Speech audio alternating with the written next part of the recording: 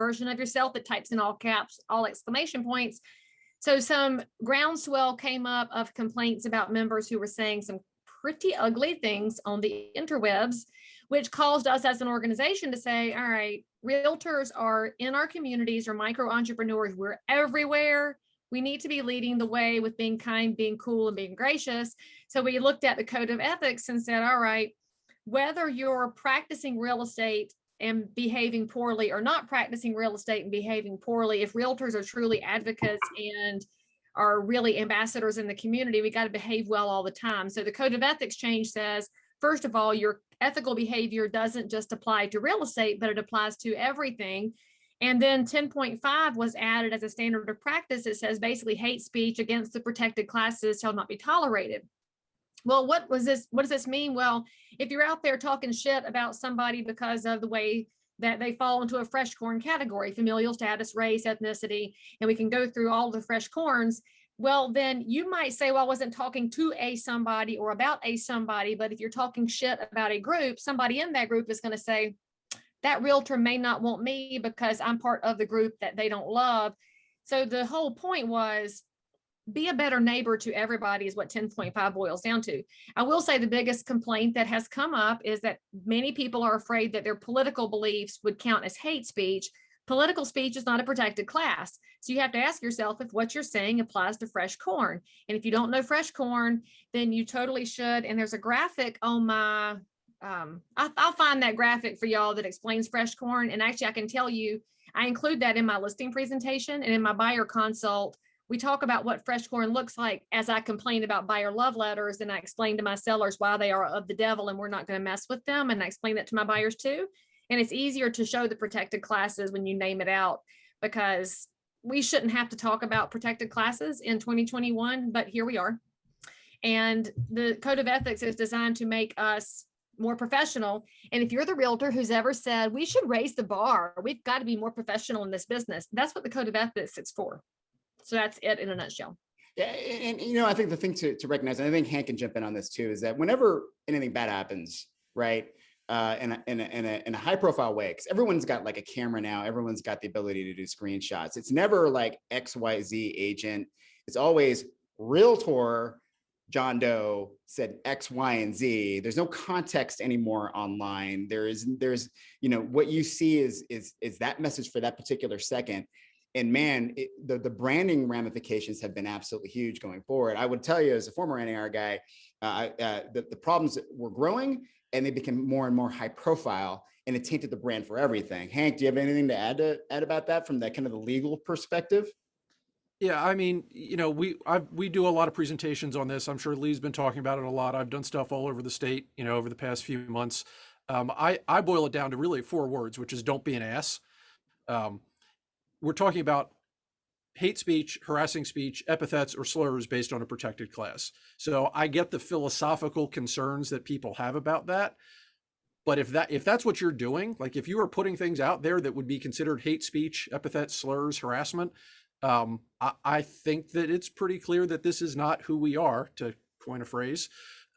So, you know, I think it fits very nicely into the overall concept of what we're doing here. And of course, what a lot of people are missing is that if you're doing that sort of thing, it's quite possible you're also being reported to your state licensing authority, to your state human relations authority, whatever that may be. Many locals, you know, counties, local governments, et cetera, have that as well. So this is not a realtor only concept. This is stuff that if you're doing it, you're in for a world of hurt from a lot of different sources. Frankly, the Realtor Association may be the least of your concerns at that point. It's a really good point, right? So, you know, as we kind of delve into this, I want to get the negative out of the way, because I think there's a lot of folks that have been vapor locked about, you know, what they think they shouldn't be saying, and it results in them sharing. I think even the worst parts about it is, I sold this house in 2 seconds with 85 offers in a market where I know here in Denver, only 1 in 4 people who are renting a home right now can afford to buy a home. Right. So it's not only a brand issue, but it's kind of overall tone deafness that we're experiencing right now with folks who are really just not doing anything online in a time that we should. Right. And so maybe Cammy and Danielle, from that brand perspective, you know, this stuff, it's hard to quantify. Right. At least for real estate people, the damage that being a jerk online can result in. Cammy, Danielle, do you guys have like a number that when you're talking to the brands that you're dealing with, like the Pumas of the world, Blue Cross Blue Shield, right? Do you give them a number, or is it something that you monitor for them? How does that work in your world? Cammy, maybe start with you. Well, I think when you say number, what do you mean? Like there's a result X amount of damages lost. I mean, that's the only way we think about things in real estate. Got it. Right? Yes. So, okay. So when you think about consequence, is there a way to quantify the consequence? I think the answer can be clear. It can always come out in sales when you're talking with a brand that uses sales as their primary means of measurement, like a Puma. How many shoes did they not sell after showing this? How many shoes did they sell? How does that compare to previous? So I think there are simplified ways to look at that. I think when you're talking about, the business of realtors, that becomes a lot grayer, right? Because there's no single source of truth that I can look at to say, okay, how many leads were drawn from this particular post, especially at the national level, right? So that's even scarier when you can't actually quantify something. It's just bad business to be thinking about alienating anybody. And so in a business, as a realtor, you are your own personal brand. Whether you work for a brokerage or whether you ladder to some other company, you are your own personal brand. And so as your own personal brand, it does not make business sense to be alienating anybody. And we find at our, as an agency, HAVAS sees all of this incredible work that you all do as a collective and at the individual level that we think you should be talking about. Things like the Realtor Relief Fund, all of the work that goes into, one, raising money for that, but two, deploying that money. It's realtors who are on the ground helping people rebuild homes in Houston after natural disasters are occurring. That's happening everywhere. And those are the stories that are super heartwarming and need to be told. One of the most compelling things that I ever heard when I first started working on this brand after the Orlando nightclub shooting, I was listening in an NAR 360 talk about the Realtor Relief Fund, not only deploying monies down there, but also the realtors on the ground in Orlando calling up their empty open houses and asking their sellers, can a family who is looking to identify their son, who may or may not be in the hospital right now, can they stay here because they can't afford a hotel room? That is the kind of stuff that really speaks to the humanity of the brand that is Realtor. There is so much to say that, and then on the individual level about how people are helping and what people are doing beyond the transaction. Now, the transaction is super important, and the expertise that you all bring to bear is incredibly important to be talking about. Don't get it twisted. And I think that right now there's such a level of uncertainty from buyers in particular who are locked out of the market because supply is so low across the board. That is a very real thing to say, and there are ways that realtors should be talking about how to essentially build confidence in yourself and be acting as the sort of partner and competitive advantage to these buyers. And I think there's no shortage of stories to tell. It's just looking for the right inroads. And there is no place for alienating people in that wheel of stories. Oh man, you're gonna be my body person, Cammy. Whenever I go out there, I need to talk about the value of a realtor. I'm just gonna let Cammy do it. But Danielle, like record her. Yeah. I love this brand. So Danielle, from the channel perspective, right? So social media has forever been a kind of a bugaboo, right? You either get it or you don't in real estate. The folks that have gotten it they're like over here, right? Whereas you've got folks who are they're constantly dipping their toe in, but then maybe inadvertently stepping on these issues. Are you seeing trends out there from these channel perspectives? What are your thoughts on telling that story on these these disparate channels, especially in the social media space that can be mystifying to a lot of realtors out there? Yeah, I mean, I think Cammy really hit it on the head, and exactly what I was going to say in terms of like, you are your own personal brand when you're on these social platforms. And it's so important that you're thinking about being the best version of yourself, representing your brand, but being authentic. I think that is, to me, and something that we advise to our clients all the time is make sure you're being authentic to your voice and your business, but also to the platform that you're on. I think that's the biggest thing is, right, there's there's no shortage of different social platforms today, right? And users go to these platforms for a very different experience. The type of content that they're trying to gather, or the conversations that they want to have on Facebook or Instagram is very different than what they're looking for out of TikTok. So really thinking about, what is the experience that the user wants on this platform? How do I engage in the right way that feels authentic to the information that they're coming to receive? And really thinking about that as you're crafting, what is my message? What do I want to say? How do I want to say it? What's the right format for saying it, right? Am I creating a video? Am I posting, a piece of content? Like, what is that? And how do I make sure that I'm really aligning what I want to say with what the consumer is kind of receptive to hearing in that space? So you bring up a very interesting point, Leigh, like, remember those days? And even Hank, like, cause we're like old school real estate people. We're actually all like 85, like anyway. In real estate years. Here's the thing, right? Authentic you. How long have we been talking about that, Leigh, Hank, right? Especially in the social media. Yeah, forever, right? What does that even mean now, Danielle? Like, to showing that off. We get a lot of folks who are, to Cammy's point, are like, I don't want to alienate, but they're finding their people. Social media can be a very myopic and very siloed space when you're surrounded by people who think like you, right? What does authentic you mean now in a time when brand is such a huge part of the way people use social media now to build their businesses? Yeah.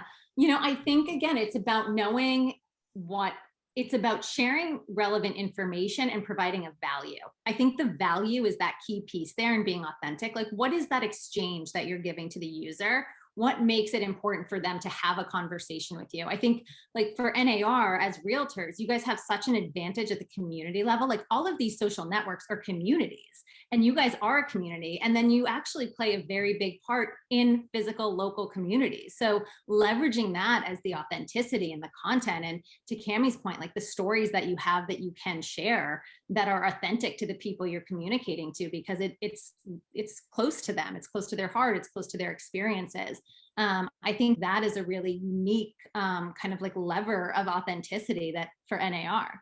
Yeah, I think one of the most excellent examples of members being their authentic selves is some of the stuff that I've seen from members on TikTok, them personally. I mean, they're taking something like meme culture, they're putting their own sort of real estate twist on it, and they're using it to make fun of a very scary, housing market right now, right? They're using it to show that, you know what, I have a sense of humor about this. I can help you with this, and I'm showing you through these specific terms or these specific things, but I'm approachable. You can come to me. I'm a partner. And I think that humor is a good way to use, professional humor is a good way to sort of be your authentic self on a social platform. I think Danny will always advise our clients, and across the board, you have to remember not just who is on each platform in terms of your potential audience, but why are they there? And you've got to figure out as a brand, how do you, and we can help you do that,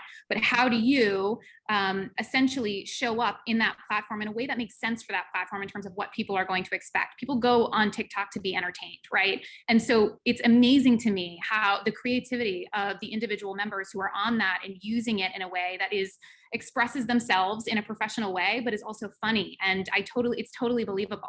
I think that there are some really incredible examples on that, and Instagram too. But TikTok is a little bit interesting because it's just so specific in terms of why people go to it right now, right? Oh Lord, there's gonna be like 172 people jumping on TikTok right now. Go ahead, Nobu.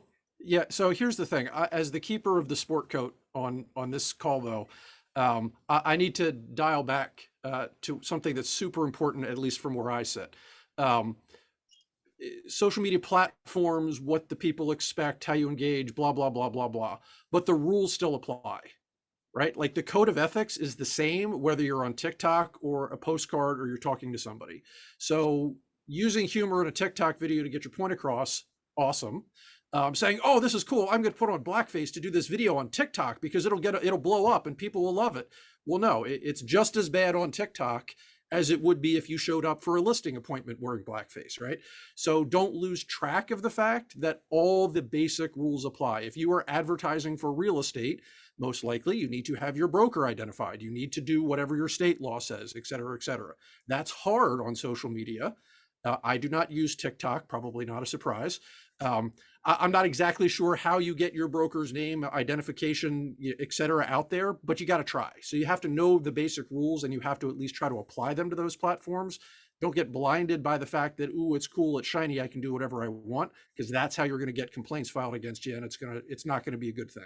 Actually, that's another good point, Hank, because it cuts both ways, right? So positive or negative, you are perceived by a lot of folks to be advertising almost 24/7, right? So it really is a matter of not only being authentic but disclosing. And frankly, people don't care, right? Put your brokerage's logo on there. Just don't be a jerk about it. Is that something that you would recommend to the broker owners out there that they should implement, or they should advise their agents as we come in? Like they get a Leigh Brown, right, who wants to do this stuff. Should these guidelines be set? Yeah. So I'm a big fan of brokers doing their job. To sound slightly insulting. So, you are responsible for your agent's activities. You are legally responsible. You are potentially, under the code of ethics, you're ethically responsible for what they do. So yeah, the broker has a responsibility to understand that this stuff is out there and generally how it works. Not that every broker needs to understand exactly how to work on TikTok or Snapchat or whatever, but you got to have some basic knowledge. If you don't have it, hire it, whether that's an outside speaker. I spoke a few weeks ago with somebody, she's with a brokerage in Canada somewhere.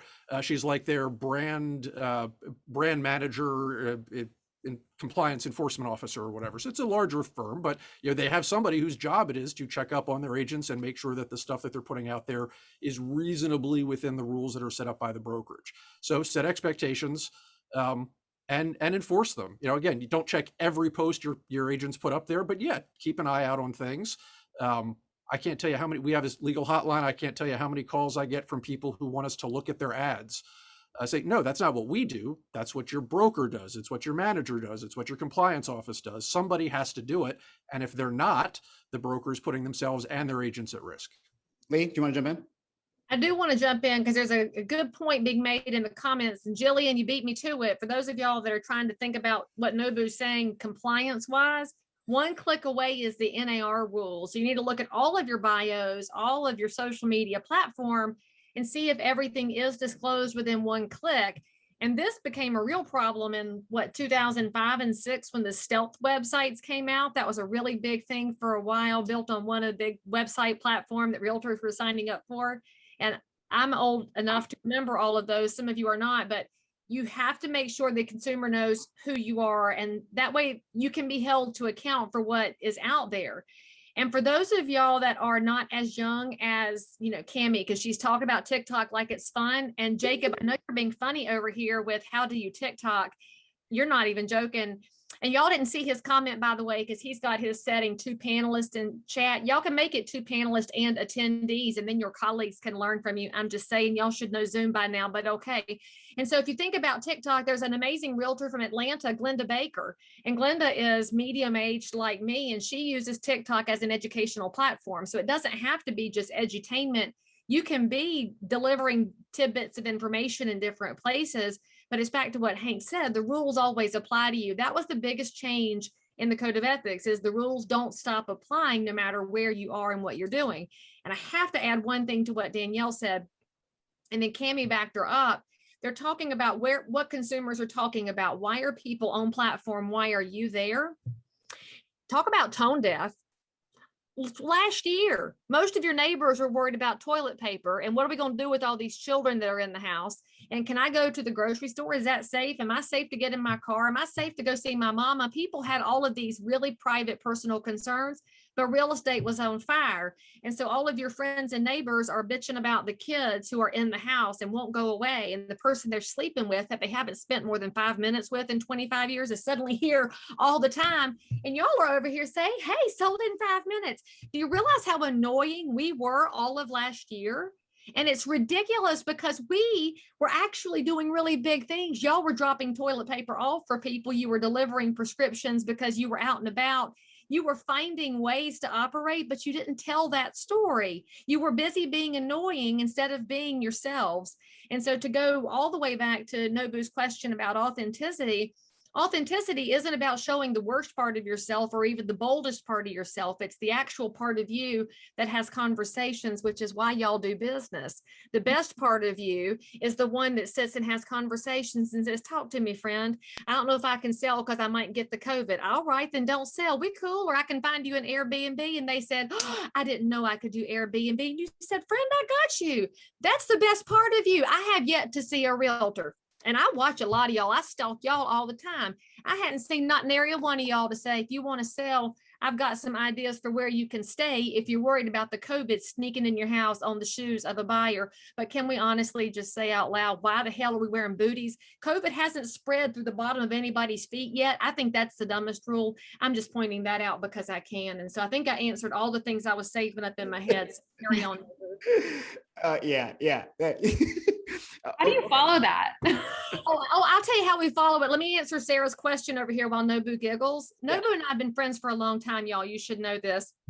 And Hank has to humor me because Kevin in Pennsylvania is one of my favorite friends on the planet. And that's the social media coordinator in Pennsylvania. Kevin Giuliano, we love Kevin. Sarah is asking a great question. Where do we stand on calling out the jerks on social media? As a realtor, trying to be professional, but also not wanting others to be treated less than. Sarah, I'm going to tell you what I do. I don't get on there and type back at them in all caps. I have this cool thing right here. It's called a telephone. And I look up their phone number and I dial it and I match the number and I call and say, hey, what's up? You'd be surprised how many people don't know what they've said because they said it in a flash and they said it in this moment of heat or a moment of stupidity, or a moment of they watched Tiger King. Y'all should never have watched that whole program. And so now they have opinions about Carol Baskin and they went in a wild direction. You called them and said, hey friend, what's up? They may not have realized it and say, oh shit. And you've given them a chance to improve and delete before you put them up and tar and feather them, because I don't like the tar and feathering nature of how people are right now, where you must burn other people to the ground. That's not the point of 10.5. That's not the point of the code of ethics. The point of the code of ethics is helping each other be held to a higher standard. So if you're the jerk who yells at somebody online without calling them, then I question your integrity too. But on that same topic, if you told them, I feel this might be a violation, and they said, it's not, and you can turn me in if you want to, well, then my ass would turn them in. I would call the local board and say, we have a problem, Houston, because you as a local realtor have to self-police. That's our role, but it's a local association. So it's not for you to call NAR and say, hey, NAR, do something about John over here. No, you call your local board and say, I've got a screenshot. I believe we have a violation. I called John. I advised him of the nature of the code of ethics. He declined to remove it. Therefore, I'm turning him in. That makes you look like the reasonable, honorable colleague. And it also showcases that some of our colleagues don't want to improve and listen, but that's on them, not on you. That's a really good point too. Like, we really should be, especially if you're a leader in this community, in this industry, let's, bring these issues up. Don't be afraid to talk to your colleagues about this stuff, because frankly, they don't know about this stuff. Hank, did you want to add something? Yeah, I just want to get just slightly more granular into what she said there. I want to remind people that when you go online and say Broker X is a misogynistic, racist a-hole and should be run out of the business, you've now created your own ethics violation, right? There's Article 15 of the Code of Ethics, and I have seen those complaints. I've seen the complaints where somebody has done something bad, but the complaint has been filed over the response to what people have done, not the actual underlying thing. So frankly, I think a good rule of thumb on social media is don't talk about other people, period, full stop, because then you don't have to worry about it.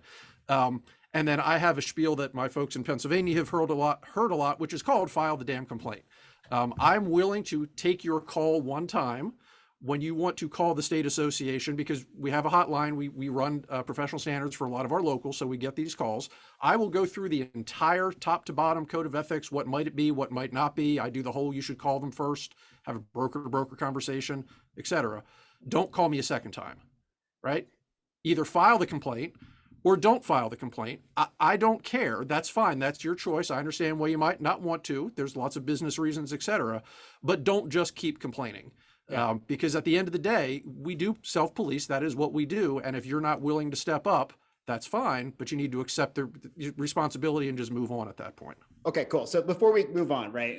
Lee's got her finger going and her accent's turned way up, so we're going. But here's the thing. So before we move on, right? Okay, so be the authentic, compliant you. Assume that you're kind of marketing 24/7, which is kind of also the point of Code of Ethics 10.5. Don't be afraid to reach out to the associations, because there's a lot of local stuff that you're going to be dealing with, but don't be afraid to reach out to folks like us. Be professional with your colleagues, especially if you're a leader and you know the person that's on the other end of this stuff. As a broker, set some guidelines, right? Set expectations. But this whole idea about, like, you know what, be you. There's a way to show it off and a way to do it compliantly. Don't be a jerk. Because now you've got rules, right? I think we can sit there and talk about that at the end of the, but I kind of want to move on to the opportunities here, right? Leigh, you had your finger up. Did you want to? One thing, because we know Hank is our staff and he's our lawyer. Y'all can all tell by his talking that he's the official brains and I'm the mouth.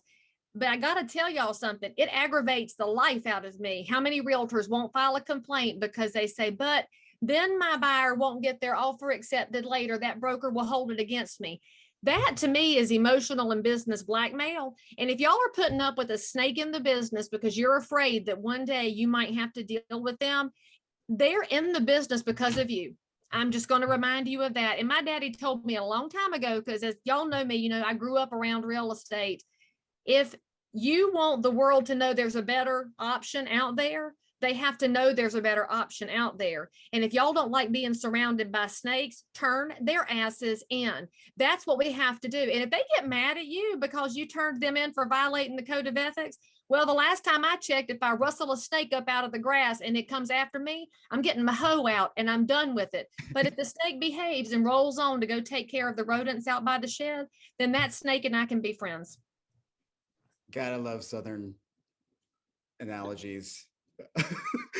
Okay, I'm speechless to that. Snakes, hose, a bunch of other stuff. Okay, cool. All right, we're talking about storytelling here, and I want to bring Cammy and Danielle back into this, right?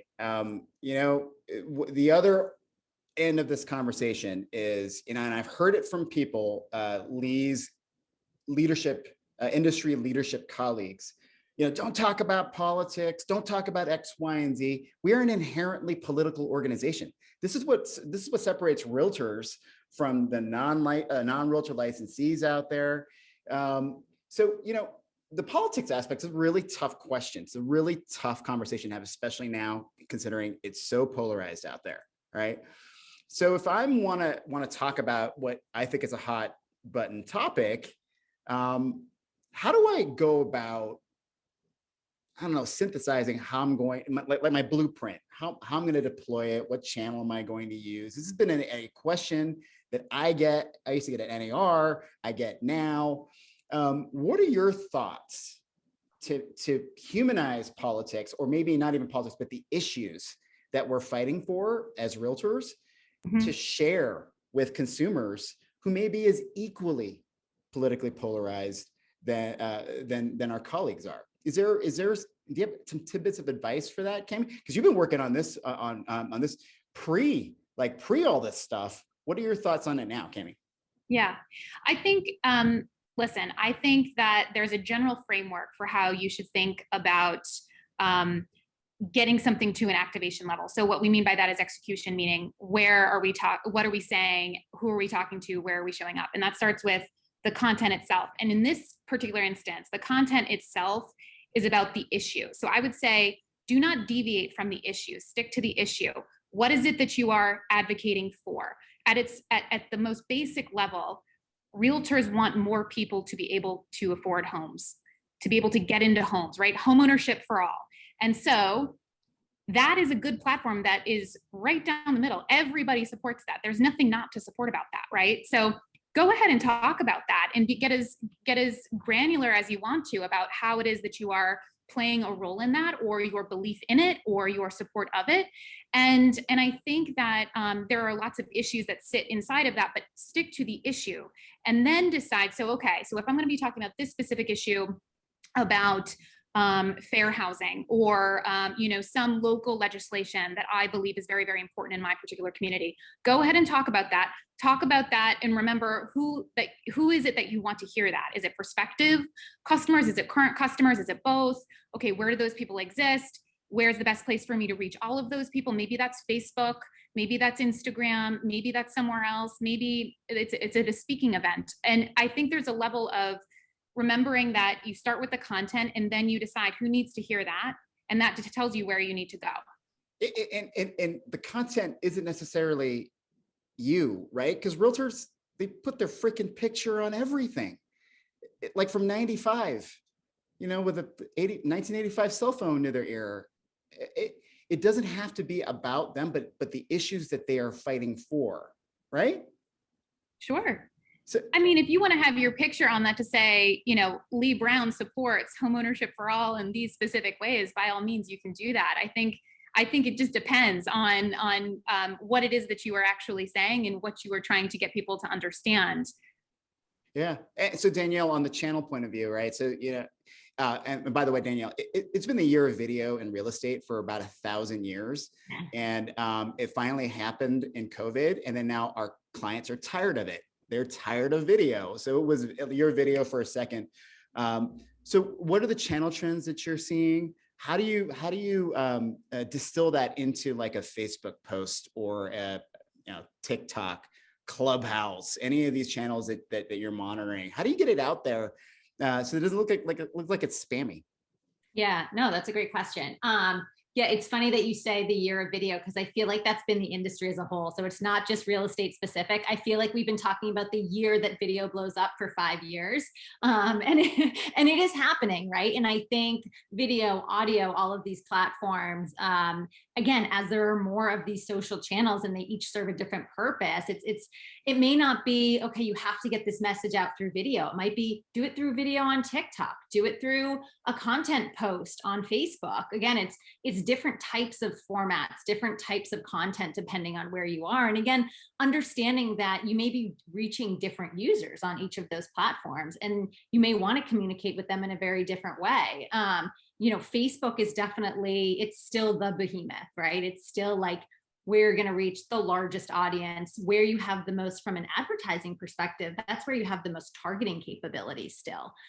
So really thinking about, who do you want to hear this message? How do I go out and get them? Is it, at the city level, at the local, at my community level? And being really smart about using the targeting that's available to you on some of these platforms, and pairing that with the type of content. I do still think that video is an important medium to use, but I think it's about how you use it, right? People's attention span, we're down to 6 seconds, right? Every year, yes, use video, but don't give me a 60, don't give me a 30. People don't even want to see a 15 sometimes anymore. So like, what is the point of your message? What do you really want to leave them with? And make sure that's front and center, because the attention span is short, and it's just getting shorter and shorter with more platforms. But knowing the issue really is kind of that core fundamental aspect of messaging. It's knowing the issue, and what audience should be listening to that message, and then really pointing that really clear message to that audience in the channel of choice, right? And no matter what we're talking about here, things are scalable at that point. And really, demographically speaking, it seems to be the thing that even now, as more, and we've been talking about also millennials for forever in this industry. Millennials then got old, right? They all got old and they started having kids. Now we're talking about their kids now, like they're unicorns. But it's actually gotten more so as these folks come out of the cocoons, go on social, that they are looking for clarity. They're looking for truth. They're using these sources for that, but then using it as a resource to know who they're going to follow to go offline. With some of these. Are there any other trends that you're seeing on the platform? 6 seconds, that's huge for me, because we're like 30 seconds for a while, right? Now it's 6 seconds now. So now is it like, are we talking about a week's worth of messaging, 6 seconds a piece, that we need to start thinking about campaign wise? Yeah, I mean, I think, the shorter you can get the content and the more direct you can get with the messaging, the more important it is. And I think going back to Cammy's point about the content, like that's where things like really developing, what is your content strategy? We talk to clients a lot about almost like bucketing out that content into themes. What are the different things you want to say? How do you bucket those into themes of content? And then making sure that each time you post about it or you promote an ad about it, you're either very specifically like kind of reinstilling that value across all of your content, or that you're finding those quick hits to get across in each one of those videos to tell that story over a short, 6 seconds and then 6 seconds again. So it's just being really clear in your message. Yeah, general rule of thumb is don't try to cram a week's worth of message into a 6 second. It won't happen. You won't be able to do that effectively. We have not figured that out as a global ad agency.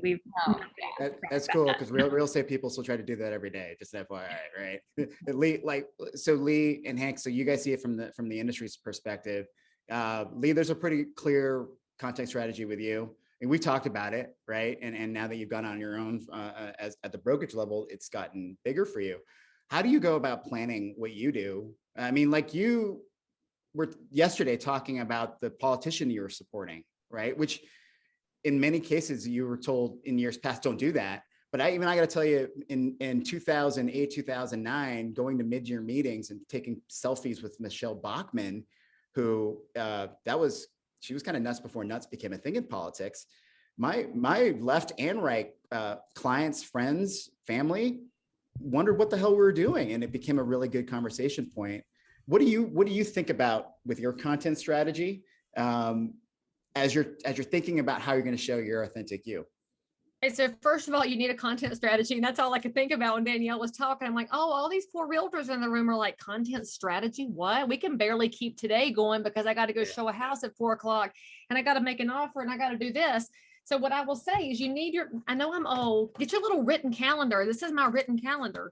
So I know in advance what I'm going to post each day. And so reels, Jillian's right, the shorter form videos where it's going.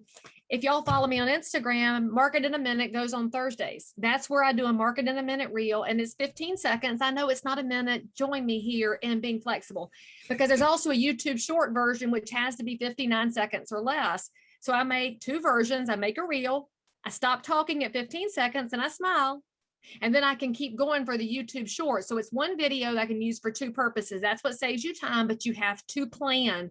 You cannot do your business by the seat of your freaking pants for the rest of your life. Y'all have to stop that. That is unhealthy behavior. You need to write down your strategy. I do 30 days worth. So I do my business spotlights. I do my realtor tip series. I do my kitchen, my rules, which damn the pandemic for making me start that. And now I've got Market in a Minute. And so I've got different versions of my life for people to see, all of which tie into who I am as a realtor. So I have to make sure that I'm always getting the right themes in there. So Nobu mentioned that I had posted with a realtor champion yesterday. He's not even my favorite candidate for Senate, but I love the guy because he's with me on low-income housing tax credits. And when you think about politics, you have to know where realtors are when it comes to property rights. And that's the very not sexy topics of 1031s, low-income housing tax credits, Fannie and Freddie, mortgage interest deductions, flood insurance. Those are the topics that will never hit the mainstream media because it's too boring for clicks and taps. Everything online is about clicks and taps. As realtors, we should be interesting enough to get people to talk to us about the boring stuff. Why? Because nobody else will talk for our neighbors if we don't. So when I talked about Ted yesterday, what Nobu failed to mention is that I didn't mention his party, but Nobu's assuming what party he is because he knows what party I am. Why does he know what party I am? I've run for office twice. I had to come out of the closet as a Republican to run for office. Can I do that and successfully run my business? Absolutely, because I might be the only Republican who had Democrats giving me money in 2019 in a very polarized year, because I've used social media for years to let people know my character, to know how I think and who I am, that I'm not married to anybody else's idea of the world. I'm only here to learn so that I can grow. And when you think about that, it's in the way that you position things. You won't see me typing in all caps with exclamation points, because if you find yourself typing in that way, you need to sit back and then backspace because you went too far. You've got to be able to talk about things in a way that invites conversation. I have had the most spirited conversations with people who completely disagree with me, one of whom is over here in the chat. She is a big time D. I'm a big time R. She's an amazing human and a good friend. And we love doing real estate together because we can have spirited conversations about things that matter to us. Because frankly, we don't talk about the things we disagree about. We come right back to private property rights. And that's what you have to know about real estate and politics. We're talking about the things nobody else will because somebody has to. When we don't talk about the 1031, it gets wiped out. Who gets hurt when it gets wiped out? Not giant hedge funds and corporations, but your neighbor who wants to go and buy a duplex so that their kid can go to college one day, and that's going to be their growth strategy. That's who gets hurt. And so I have to be the one that speaks up for them because they've tuned all this shit out. Think about how many of your clients, friends, and neighbors have completely turned off social media. They've turned off the news. You as a realtor have to grow a pair and step out there and say, this is something that matters to the realtors, and be willing to take the heat. But you're only going to take the heat when you study the issues, which is why you go to realtorparty.realtor and get up to speed on what the purple party is doing. Because what we do is really, really focused. And that's why we have impact. And it's why we have a voice. Oh, does that apply in your everyday business? Yes, because most of y'all work a geographic farm and you know it so well that when you walk into a house that is full of paraphernalia of somebody who's politically different than you, you look around and you're like, oh, okay, well, all right, here we go. And you just tune that out and dial in. That's what realtors do. Tune it out and dial in. And we have to, friends, we have to pay attention. Nobody else is going to if you don't. And I'm going to tell y'all something. You want to know why I get spicy about this? We're currently doing some research, me and the Realtor Party Director, Kevin Brown from California, who is legit my cousin, and we freaked out the Austin board when we told them that last week. It was hilarious to watch their little faces on Zoom. Because if you didn't know, Kevin Brown is African-American and I'm not. And so their faces were hilarious and we told them we were cousins. But anyway, we're trying to figure out how many elected officials own homes right now, because many of them don't, because they go to district and they don't have anything anymore because they mortgage their houses to get into the Congress. That's a whole different discussion. But most of us, all of y'all on this board, and y'all could go over here and make a little chat block if you wanted to. How many of y'all bought your first house on a 30-year fixed? That's how most people get their foothold in the housing market. The 30-year fixed is the cornerstone of affordability. That is why we need to protect Fannie and Freddie. You cannot fully privatize them because then the rug can get yanked out from under us. They don't need to be completely government run because, let's just be honest, that's never really an efficient model. Almost everything that's really successful right now is a public-private partnership. Realtors want to protect Fannie and Freddie because they want to protect the 30-year fix because affordability is already at crisis. Can y'all even imagine what happens in your markets, which are already a hot mess, if you lose a 30-year fix? That's why realtors have to be at the table, because I'm going to tell y'all another little secret. Your elected officials don't know shit about Fannie and Freddie or the GSEs. They're relying on some 23-year-old staffer who just got their degree in political science to tell them what to do. If we as realtors aren't the voice and we're not speaking up, nobody else will be. Well, this matters.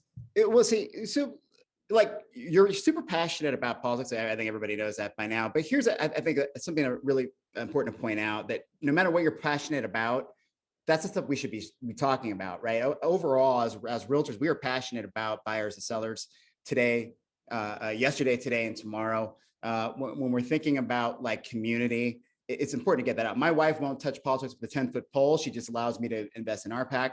But boy, does she go all in with local charities that her clients bring up and lets them tell those stories.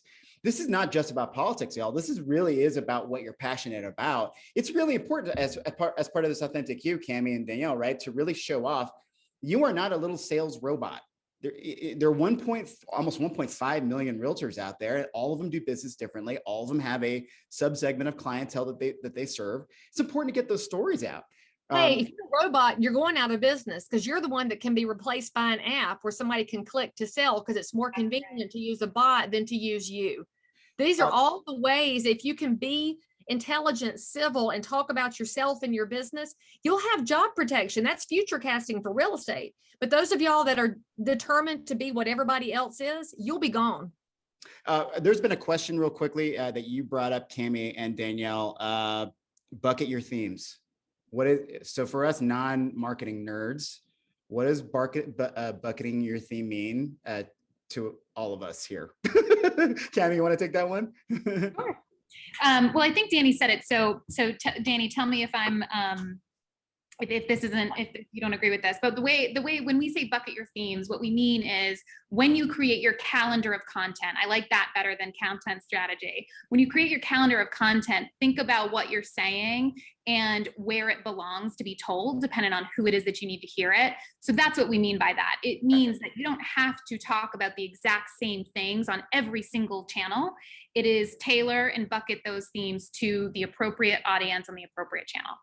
Ties And I into think exactly like Leigh said too, right? How she has different things she says on Mondays, and she has a different kind of set of content that goes out on Thursdays. Those are your different buckets, your different themes, and you may be talking about different things or have different points that you want to get across within each of those themes or buckets. The other question was, what's a silo? And silo, basically your kids are on Facebook because that's where all the old people are going to argue, right? So I'm building walls. What I love about Instagram is it allows me to build walls around my friends, my family, and everyone else I want to share content with. What's your definition of silo, Danielle, Cammy? Definition of a silo. Yeah, I guess it's a, ooh, that's a good one. I don't know. I think of it as a swim lane. I think of it as like, if you, when you talk about that, Nobu, I think the functionality within Instagram, for example, allows you to be able to say, of the people who can see this, the available people who can see this, who do I want to hear this specific thing over that specific thing? You can tailor your content and create silos. But when we talk about silos, I think of swim lanes, and there's a barrier and no one can cross that path unless they go under the swim lane, which, you know, so anyway, I think. I love this swim lane. Can I steal that? Because that is Please. perfect. I'm sure you'll be able to better articulate what I mean by that too than I can. I want to add something though, because you're talking about different audiences. I got to remind y'all, for purposes of 10.5 in your code of ethics, there's this beautiful thing called the screenshot. And no matter who you said it to, if somebody sees it, screenshots it and shares it, your shit's out there. So if you aren't willing to say it to the whole world, don't say it. That's why everything I post is full on public. I don't even try to keep multiple audiences. And you got to think about that very carefully, because we do get complaints at the National Association, and the person who got complained on turns white because they thought it was just to their friends, but somebody in there was actually a spy for the other side. Yeah, you just you have to assume that everything's public. Hank, go ahead and jump in. Well, and this is somewhere between an observation and a question, but I'm not even sure why anybody even talks about this thing called social media anymore. Right? Because social media isn't a thing. When we started talking about social media, it was Facebook, because that's all that there was social media. But now it's not a uniform, you can be on social media or you cannot. It's 25 different ways of getting into it. And it's no different than deciding who gets a flyer, who gets a phone call, and who gets a postcard, right? Like it's the exact same concept that if you've been in the business for a while, you've been dealing with. So you decide who you are, where you want to be, who gets the messaging. And in my opinion, at least, if you think about it sort of globally like that, maybe it looks a little bit less difficult, a little bit less overwhelming to think about, because you don't have to do 100 different kinds of marketing to be successful, right? You can pick 2 or 3 that work for you. So maybe not being everywhere at all times and trying to be everything to all people would make it, from Cammy and Danielle's standpoint, easier to do the messaging. From my standpoint, easier to comply, because you only have to keep up with 3 sets of rules instead of 100 sets of rules. Holy crap, that was like a mic drop moment from a lawyer. Well, what is this? All right, we got 5 minutes here, and thank you guys all for being here. Attendees, thank you for the really good questions that have been answered. You know, and end it with this. Give me a tip. Give me one thing that I got to be doing going into the rest of this year. Like for me, you know, I'm talking to my wife about marketing. We're going to start amping up marketing during the end of the year, because peak real estate search times is still that holiday season. So less of the kind of the generic, like happy holidays stuff, and more of the tactical strategic outreach during the holiday season to our clients for more referral business, right? On social and through email channels. I'll start with you, Cammy. What is your tip for better business in the coming years, knowing what you know about the Realtor brand, especially because frankly, you are an incredible brand expert for us right now, and has seen us through the high times and the low times, which I think we're in a low time right now. What's a good tip from you that we should be doing? Well, first, I want to say I have an incredible team of people behind me. So while I'm getting all of the credit that Nobu is doling out, I am not to take that credit. It is all of them. Second of all, my tip would be do not deviate from expertise ever.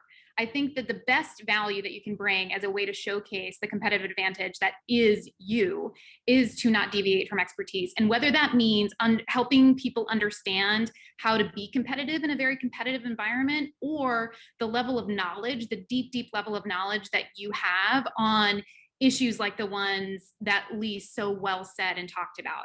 Those things are so incredibly important. I think that the reality is that most people don't even know that things like the 30-year fix are up for discussion to be off of the table. The reason why is because that's not covered in a lot of news, because it's the unsexy stuff that no one wants to talk about. You have to talk about those things. And that means, oh my gosh, that person is an expert.